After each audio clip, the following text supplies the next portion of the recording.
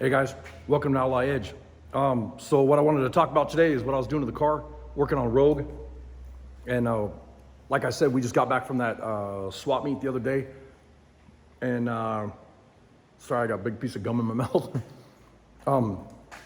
This morning we took back the U-Haul truck and did a couple other things, met with some customers and all that.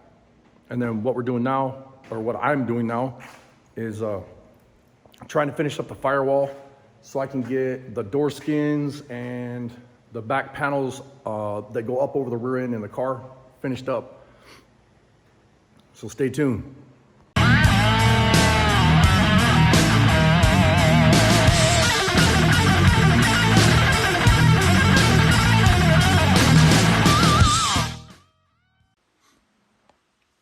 So I've absolutely had it with people coming to the shop and knocking on the doors and the windows and yelling and whistling and trying to get my attention when I'm in here. And I'm not gonna deal with it no more. I'm done with it. This was supposed to go to Grand Rapids to the swap meet the other day. This was a project that I was gonna do. I was building something badass out of it, never got finished because I kept getting interrupted.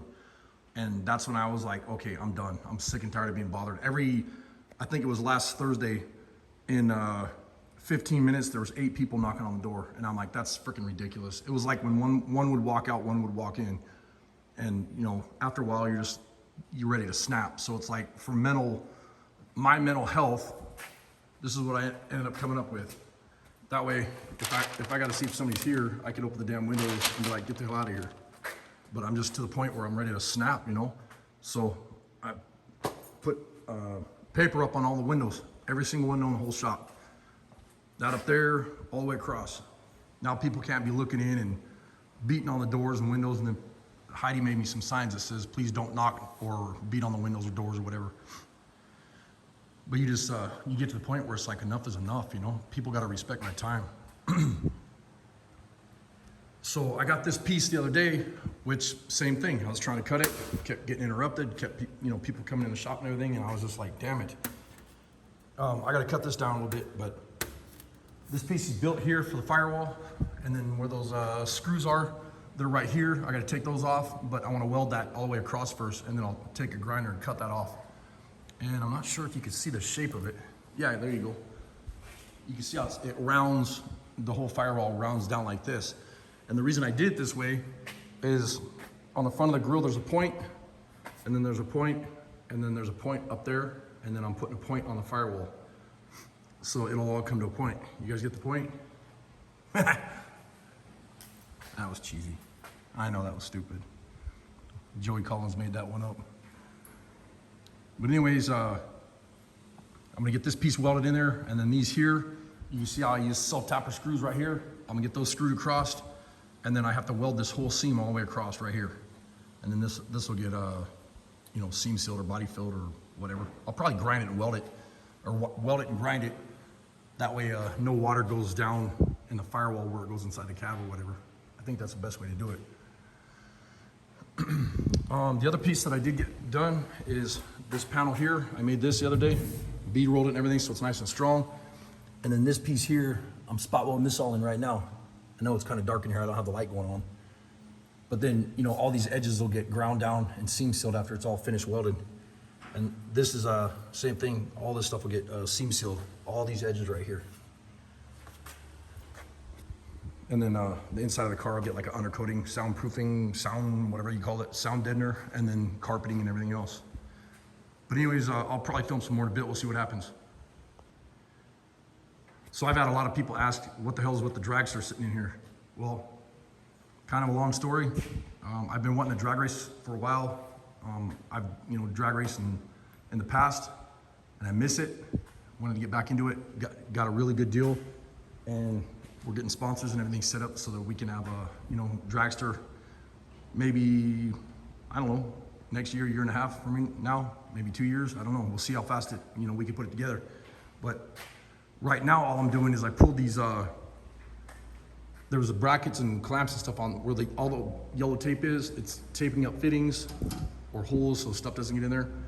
And then this is, I cut those bracket off, or the clamps off the brackets because they were like razors. I caught my hand on one of them, so it lit me up pretty good. And then this was real sharp on the ends. And then what I'll do is I tape those up. I'm gonna grab this thing, it weighs nothing. I could carry it out there by myself and I'll put it in the storage container. And then I'm getting the wheels, tires, rims, let's see, rims, tires, rear end, motor, transmission, you know, all the parts for it. But I think I want to build a custom body for it so that we have something different than everybody else's crap. But working on sponsors for that. Stay tuned. We'll let you know what happens with that. But in the meantime, I want to finish this car. So I'm gonna get back after it later. So we got our new Teespring store up so we can ship international, and that's the Outlaw Edge shirts. And I believe Heidi's getting ready to do it where it's has the Minnesota Outlaw Customs logos on there also. But she had these ones made on Teespring. It's got the Outlaw Edge deal with the YouTube and all that. But she actually just had some other ones made for the Outlaw Edge channel also. So I'll be sharing those pretty soon. We got a lot of exciting things coming up, which will be pretty cool. But I'm gonna put a sticker on the English wheel right now since I got this in the mail. Come on, Glare. Mill Creek Fab Shop. Pretty cool sticker. Thank you, Joey. Joey Collins, if you guys haven't seen Joey Collins, I call him Lefty. He's got the Mill Creek Fab Shop on YouTube. Go check him out. And what I'm gonna do is I wanna put this on the English wheel. Holy crap, they don't make these easy to take off, do they? I'll shut the camera off. I don't want to bore you guys. So if you guys haven't checked out Sobering Restorations, that's one of our sponsors. They're the one that got this clutch English wheel for us for the shop. I've mentioned that in other videos, but man, I really appreciate it. Jeff and Dave, awesome people. Sobering Restorations, go check them out. And then you got Mill Creek Fab Shop. He sent me a sticker, which is really cool. I put it here. And this one of my buddies here. This is Chris at Doghouse Customs. Guy does some beautiful work. Thanks for the sticker, bro. I've been waiting to find a spot to put it on if you're gonna, you know, throw it up there real quick. But I talk to him all the time. He's one of the guys in our International Radical Build-Off Drive-Off. But anyways, on the firewall, there's a spot right here that I had to trim out. And then I trimmed this side out. I gotta trim this a little bit. But I put black lines on here because I gotta run this on the English wheel and get it where it follows that transition on the firewall. So we'll do that now. So what I do is usually before I use the English wheel, well, first off, let me back up. When you're welding and grinding, whatever, you want to be real careful because what'll happen is on the wheel itself. Let me adjust this camera so you guys can see what the hell I'm talking about. You have your top anvil and bottom anvil or wheel. And what happens is sometimes, like right now, to the left of the English wheel, I have my welding table. If I'm over there welding and you have a cherry that sticks on here, one of those welding cherries, you got a little bump in when you're running your panel. Well, if you run that panel in and out 15 times, you know, it's every time it runs through this wheel, that little welding cherry on there is gonna be dinging that panel, putting a nice big fat dent in the panel. So you gotta be real careful. So what I usually do is I'll run these wheels like this and be careful not to get your finger stuck in it. And you wanna run it away from the English wheel so it doesn't suck your hand into the wheel. And I'll just wipe it carefully. And if you have a rag like this, you can, because right now it's still spinning, you could actually feel if any of those metal cherries are stuck on that wheel because you'll feel them grab that rag. And on the bottom one, I just kind of spin it with my fingers and try it. And then I'll wipe them down with WD-40 before I start using the wheels, you know, so when I'm shaping metal.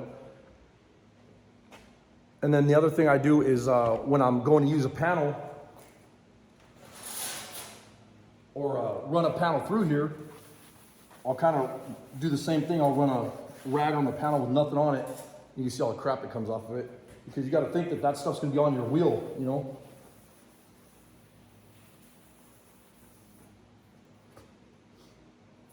And then I always mark on the side that I want it to lift.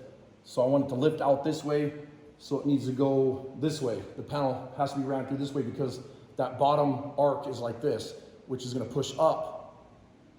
You know, when you take that bottom wheel and bring it up, it's going to bring that panel up at the same time. That's why I always try to, you know, get them set an English wheel like that, so that you know, you can kind of index them or whatever, so that you know that the way where the marks are is the panel. That's where the panel is going to get lifted, or that's where it's going to get shaped. Where's my camera assistant? She's missing in action like usual. Sorry about the shaky camera work. I need to fix my tripod.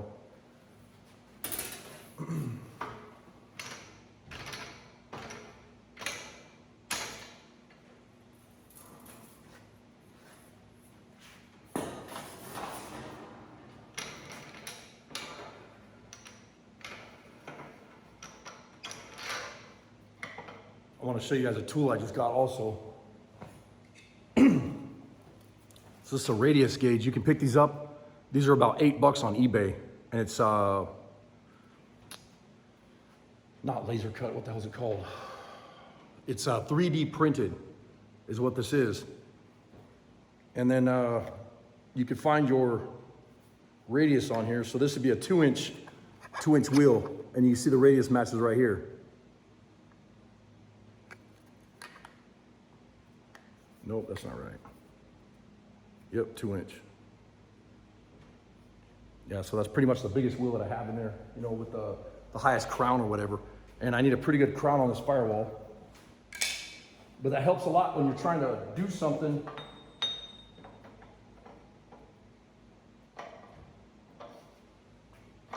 and get a shape that you need.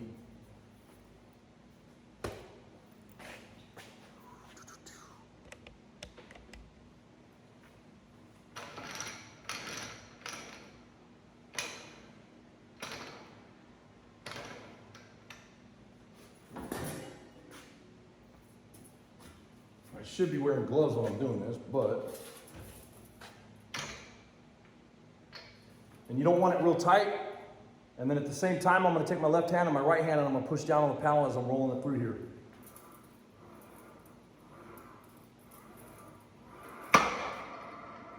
And you see, like right now, that panel's flat.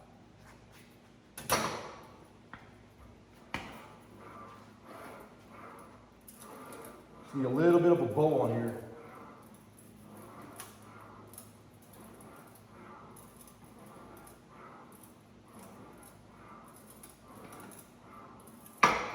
And you see how quickly that 2-inch will start shaping that panel. I think that's probably about enough.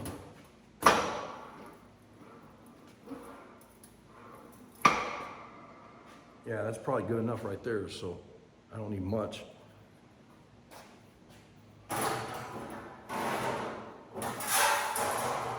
So I'll go ahead and test fit that and get it set up into the firewall and see how it looks. As far as the shape, see if it matches that firewall. And then what I'll do is I'll get the screws on the top, or I'll drill some holes and I'll use Clecos and hold that panel in. Well, I got this piece all fabbed on there and you know, ran through the English wheel and got the shape. You can see the shape right here. Fits nice. I gotta get it welded up tomorrow. I got a customer coming over to meet and talk about some car stuff. So I will probably film some more, I don't know, tomorrow. Anyways, thanks for watching.